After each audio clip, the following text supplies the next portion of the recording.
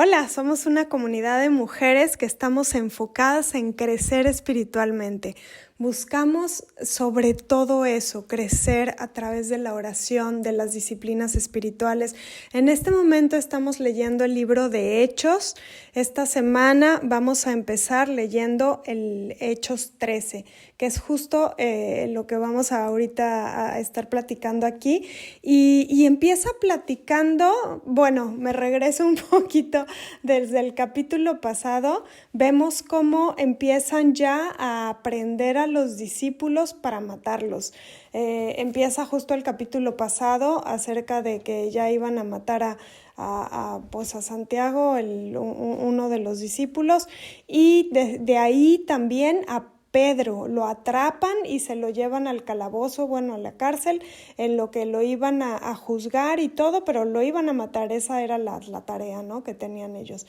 Pero en la noche un ángel viene y se le aparece a Pedro y lo rescata de la cárcel y se lo lleva. Y vemos cómo Pedro se va a la casa de una señora que se llamaba María. En esa casa estaban todos reunidos, había varios discípulos reunidos en oración y en ayuno y en congregación. Empezamos a ver cómo estos primeros discípulos tenían las disciplinas espirituales, estaban creando estas disciplinas espirituales que van a ser el simiente, ¿no? De ahí se van a cimentar todas las disciplinas que vamos a estar viendo en todo el libro de Hechos. De ahí nos cuenta que el hijo de María, de la señora de la casa donde va Pedro, se llama Juan o Marcos. Ahora les dije que se pusieran mucha atención con Juan Marcos, porque va a salir varias veces. En este capítulo que nos tocó hoy vuelve a salir. Ahora ya aparece este capítulo, ya no está en Jerusalén. Este capítulo, el Hechos 13, empieza en Antioquía, como réplica de una pequeña congregación en la casa, como en la casa de María. Se juntaban en Jerusalén, pero en más casas, se juntaban en casa en ese entonces.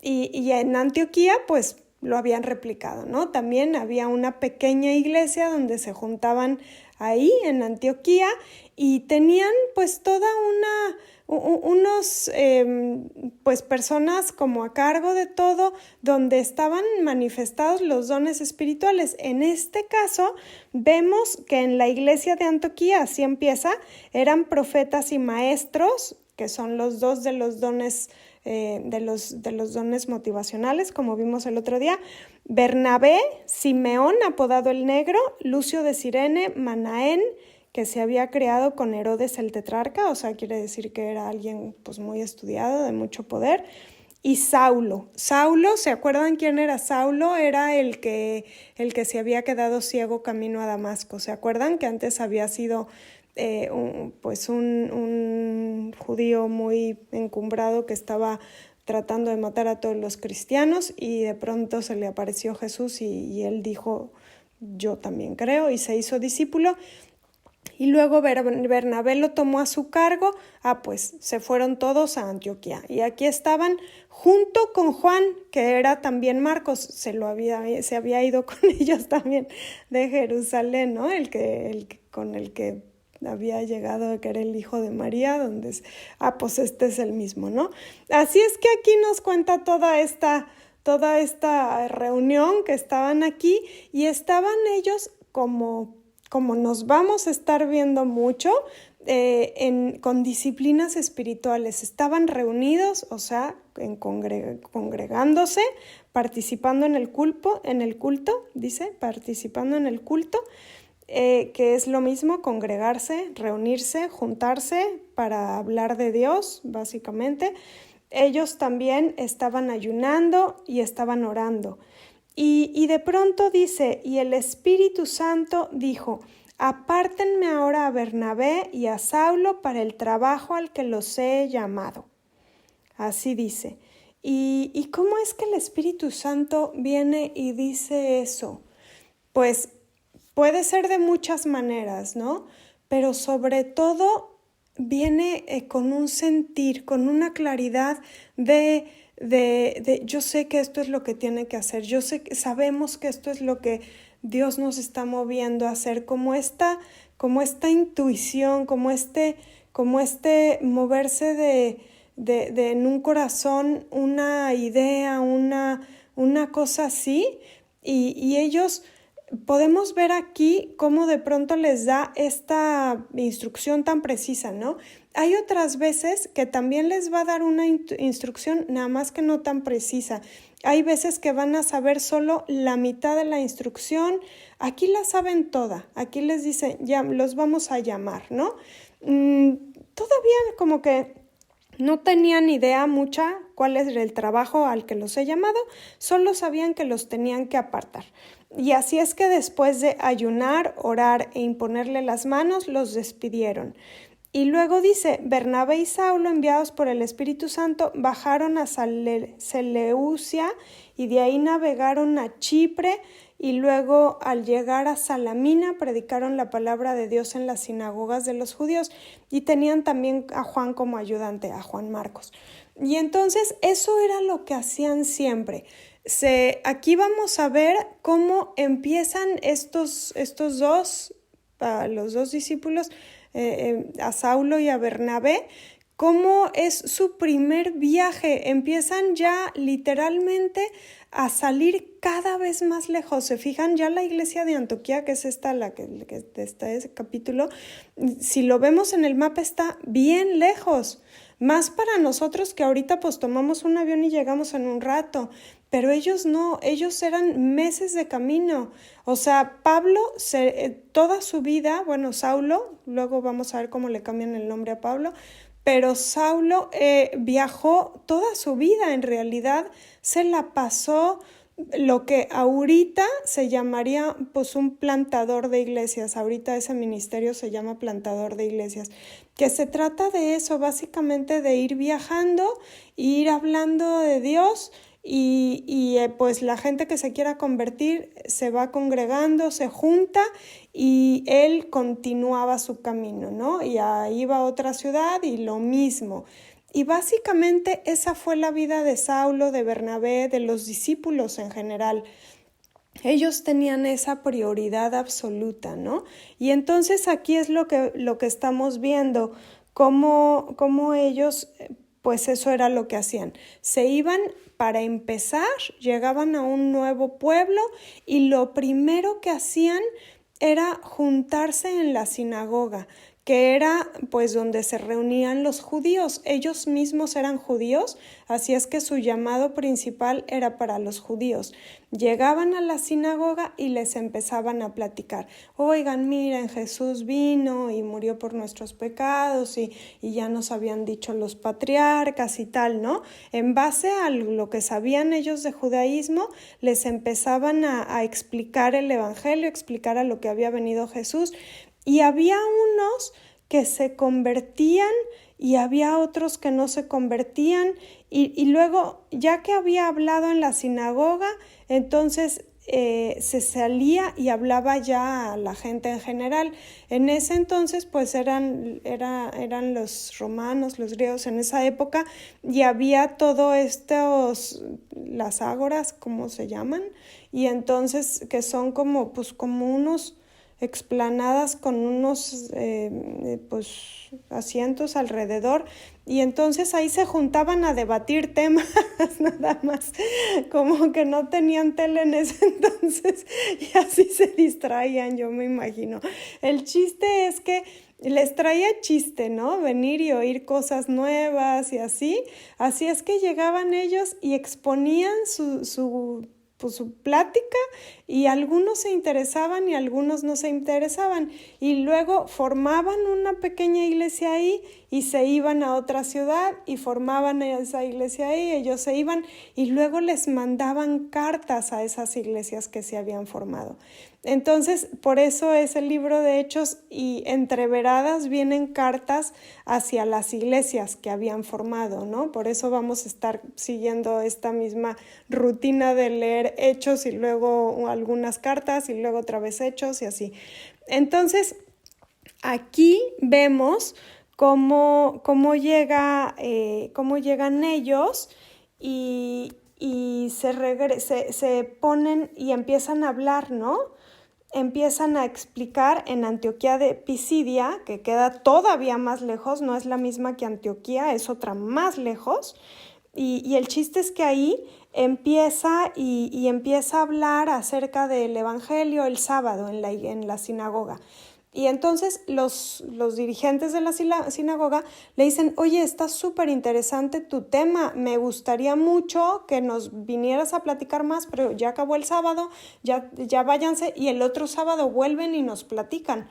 Así sale, eso hicieron. Entonces, para el otro sábado llegaron y ya se había corrido la voz de que iban a venir ellos, así es que había un gentío y a ellos ya como que ya no les encantó tanto, como que ya se les hizo como que por qué estaban tantas personas ahí, no les gustó, les dio envidia, les dio como pues celos o no sé qué les dio. El chiste es que no estaban contentos con eso y empezaron a contradecirlos y empezaron a estar en contra de ellos, ¿no? Y vemos, terminando el capítulo, cómo les dice justo eso, ¿no? Cómo se difundía por toda la región el Evangelio, y había una parte dentro de los judíos, dentro de las sinagogas, que estaban en desacuerdo, y había otros que dice literalmente que se quedaban llenos de alegría y del Espíritu Santo. Y entonces esa es la palabra que más me llega a mí hoy. ¿Cómo hay veces que nos llega el Evangelio? A la gente de pronto alguien le habla de Dios y todos nosotros tenemos dos posiciones, dos posturas que podemos tomar. Una, contradecir y decir, no, esto no puede ser, esto no tiene sentido, esto no tiene caso, no me voy a acercar a esto. Eso es contradecir, eso es no tomarlo, ¿no? O la otra, no hay puntos intermedios, y la otra es quedarse llenos de alegría y del Espíritu Santo. Entonces Dios nos llama a no ser tibios, Dios nos llama a no quedarnos a la mitad entre sí creo, pero medio me da igual. No, nos llama a decidirnos, nos llama a decidir qué es lo que creemos, cómo es cómo nos los tomamos, y a tomar una postura. Y aquí nos las da bien fácil. Una, o contradecimos o somos llenos de alegría y del Espíritu Santo. Entonces aquí pues esa es esta palabra tan pero tan pues decisiva, ¿no? A mí, yo les he contado a ustedes que a mí me estaba como costando trabajo el que creo, en serio creo esto y tal, y le pregunté a una amiga y que yo había visto el poder de Dios en su vida claramente, y entonces me dijo, Libush, es una decisión, la fe es una decisión, tú decides qué crees, y estas personas tenían que tomar la misma decisión. Había por un lado unas personas contradiciendo, había por otro lado unos discípulos asegurando que Jesús da vida eterna. Y ellos tenían que decidirse. Y en base a lo que decidieran, entonces se iban a quedar o contradecidos, contradichos, o pues con su vida de normal siempre dice aquí que era con amargura, así es que se iban a quedar con amargura, también dice que con envidia, entonces así se iban a quedar. O la otra opción era con alegría y llenos del Espíritu Santo. Entonces esa es mi oración para hoy, para ustedes, que cada día, cada vez que escuchen el Evangelio, tengan esta belleza de poderse decidir por el lado del Espíritu Santo. Podemos ir caminando por la vida, como dice aquí, ¿no? Llenos de envidias, de amargura, de contradicciones, o podemos ir llenos de alegría y del Espíritu Santo. En este capítulo no vienen términos medios, pero por supuesto que también podemos ir por la vida sin ningún fuego, ¿no? Como el Espíritu Santo. Eso tampoco lo recomiendo yo. A mí me gusta mucho la acción.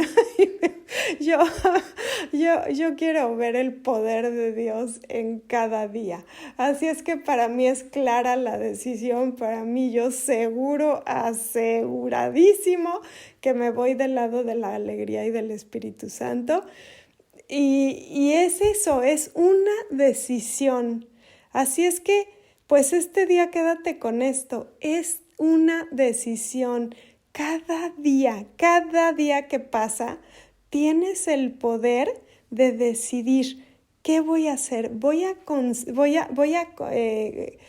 contradecir lo que dice la Biblia en cuanto a relaciones, en cuanto a matrimonio, en cuanto a mí mismo, en cuanto a cómo yo soy hijo de Dios, o voy a estar lleno del Espíritu Santo.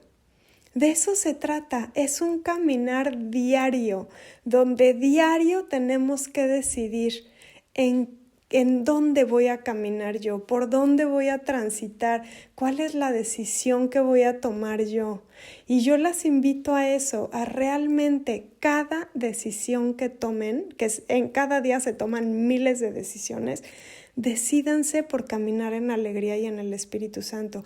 Realmente van a ser sumamente felices si cada día van caminando por el camino de la alegría y del Espíritu Santo, porque a lo largo de muchos días de alegría y del Espíritu Santo se van a dar cuenta que son bien felices.